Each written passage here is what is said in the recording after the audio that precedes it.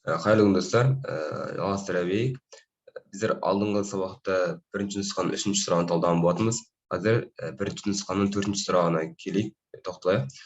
Жалпы төртінші сұрақ бізде жаңартылық арал деп берілген екен. Жалпы аралдар туралы әуелі мәліметтер біліп алайық, содан кейін ары қарай танысатын боламыз. Жалпы енді арал дегеніміз су қоршаған жер, яғни су тасқыны судан жоғары болып тұрады дейді. Арал түгелдей сумен қоршалған құрлықтың бір бөлігі. Алдыңғы сабақтарда қараған болсаңыздар, түбек яғни толығымен су қоршалған, алайда материкке жалғанып тұрған бөлігі болса, арал ол толығымен бөлініп тұр, яғни төрт жағында не қоршап жатыр, су қоршап жатыр, яғни құрлықтың бір түрі өте шағын, яғни. Және де біздерде аралдар, дүние жүзінде ең үлкен арал Гренландия, міне аралдың көлемін келтіріп қойған, 2,18 миллион километр квадрат деп. Сонымен қатар Қазақстанда ең үлкен арал теңізінде барса келмес арал болды, бірақ қазіргі таңда судың тартып қалу себебінен ол құрлыққа еніп кетті дейді. Енді кеттік. Жалпы енді сұрақта бізде жаңартылық арал деп берген. Демек аралдың түрлері бар. Аралдың қандай түрлері бар? Жалпы келетін осы уақытқа дейін мен көрген үш негізгі түрлер таралған. Соңғы уақытта төртіншісі қосылған, үшеуі ол бізде құрлықтық, көріп тұрғандарымыздай. Одан кейін жаңартылық, одан кейін маржандық. Сонымен қатар төртіншісі қазір жасанды аралдар деген нәрсе бар. Интернеттен қарайтын болсаңыздар, міне аралдардың атауы, аумағы және ол тиесілі ел. Мына сұрақ бір жылдары УБТ-да болған болатын. Гренландия қай мемлекетке тиесілі деген, яғни Дания мемлекетіне тиесілі. Алдағы уақытта қазір жеке тоқталатын боламыз. Жалпы енді аралдар, бірінші аралымыз ол бізде Шпицберген аралы екен. Шпицберген аралы аралдар ретінде сызып берейік. Неліктен Шпицберген ол бізде топ арал, яғни архипелаг. Архипелаг дегеніміз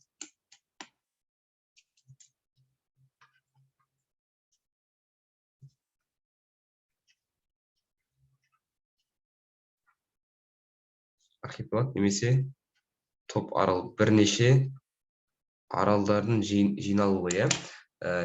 Одан кейін Шпицберген туралы мәліметтерді қарастырып көрейік. Бізде алғашқы міне Шпицберген аралы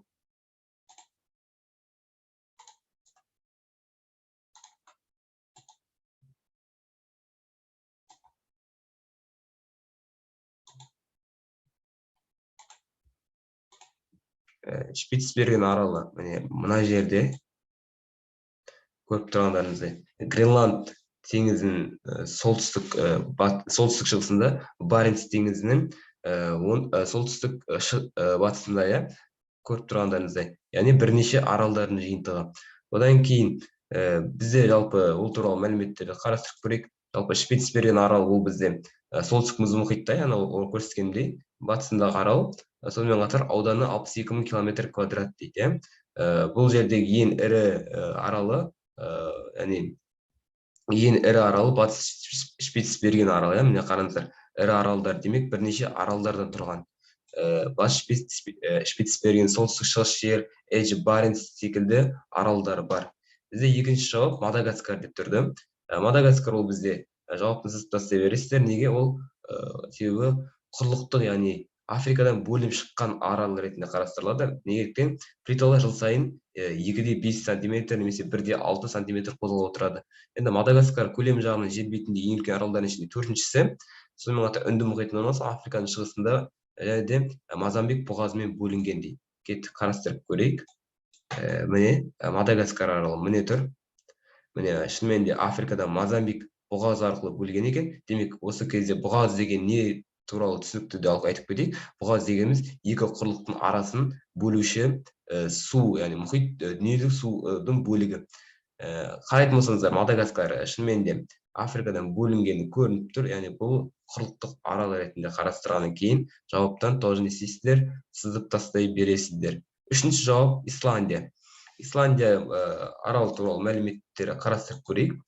Жалпы Исландия ол солтүстік Еуропада орналасқан ел, яғни Исландия аралында Исландия мемлекеті орналасқан.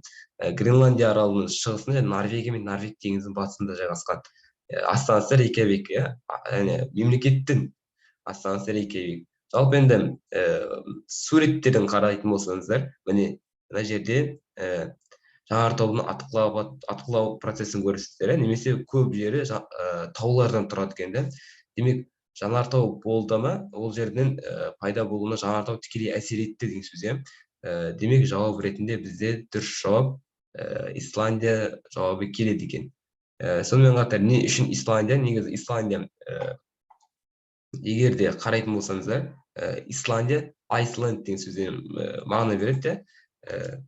Бірақ жерінің басым бөлігі белгілі бір мұздардан тұрмағаннан кейін,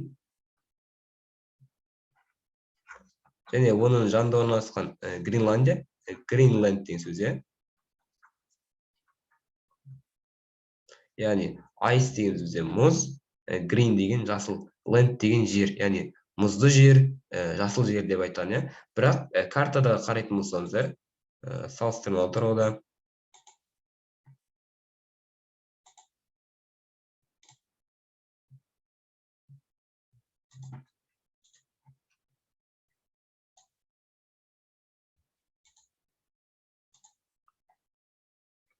Исландия аралын көрсететін боламын. Міне Исландия аралы, міне. Бұл жерде айтпақшы Гекла жанартауы бар. Ең ірі жанартаулар ретінде Гекла жанартауы танымал. Осы Гекла жанартауының әсерінен пайда болған, яғни бірсіптен жанартаулық арал. Қарайтын болсаңыздар, Гренландия ол бізде жасыл арал деген мағына береді. Жасыл жер. Айсланд, яғни Исландия ол бізде мұзды жер деген мағына береді. Бірақ та екеуінің атаулары ауысып кеткен секілді. Неліктен бізде Гренландия толығымен мұздың құрсауында болса, Исландия жасыл жерді. Бірақ алайда алғашқы келушілердің әсерінен, яғни Гренландияның жағалауына келген кезде Гренландия жағалауы өте жасыл болғаннан кейін, халық алғашқыда оны жасыл арал, жасыл жер деп атап кетсе, Исландияның қоныстанған уақытында мұзды бөлігін түсіп қалған екен де, солай Айсланд деп аталып кеткен деген деректер де бар. Демек, қалай бір нәрсе көрген кезде оны бірден судить етудің қажеті жоқ деген секілді дүние шығады. Бұдан одан кейін соңғы енді Гренландия айттық. Гренландия айтпақшы бізде материктік арал. Неліктен? Себебі солтүстік Американың бір бөлігі ретінде қарастырған, солтүстік Американың ең ірі аралы, немесе құрлықтық арал. Бесіншісі Малай. Малай ол бізде архипелаг. Малай архипелагы. Міне, Малай ол әлемдегі ең үлкен арал, ең үлкен және арал саны бойынша 4-ші Тынық мұхит пен Үнді мұхитының өзара бөліп тұрған оңтүстік шығыс Азия мен Австралия арасында архипелаг. Архипелаг дейміз бана, топ аралды айттық. Жалпы архипелагтың құрамында бірнеше аралдар болуы заңдылық. Сонымен қатар бұл жерде қандай аралдар бар? Міне қарайтын болсаңыздар, Калимантан, Суматра, Сулавеси, Миндано, Ява, Жаңа Гвинея. Жаңа Гвинеяны жатқызып қойған екен, Лусон. Және бұл жерде ең ірі, яғни Зонт аралында, яғни бірсін айтқанда ең ірі жанартау бар, Кракатау деген жанартау. Бұл ең ірі жанартаулардың бірі тоже. Жалпы осы, яғни бізде қарайтын болсаңыздар, міне архипелагтың топ аралдары: Индонезия, Зонт арал, үлкен Зонт арал, кіші Зонт, Малуку аралдары, Филиппин архипелагы, Жаңа Гвинея және маңында аралдар кейде қосылады деп қойыпты. Жалпы картадан көрсететін болсақ, Шпицберген, жаңа бізде бірінші келген. Одан кейін Гренландия аралы, міне Исландия аралы, Мадагаскар аралы, міне және де жаңа айтып отқанымыз бүкіл міне Малай топ аралдар міне осы жерде орналасқан. Міне манағы Калимантан, Суматра, үлкен Зонт, кіші Зонт дегендеріміз бәрі осы Малай архипелагтарына жатады.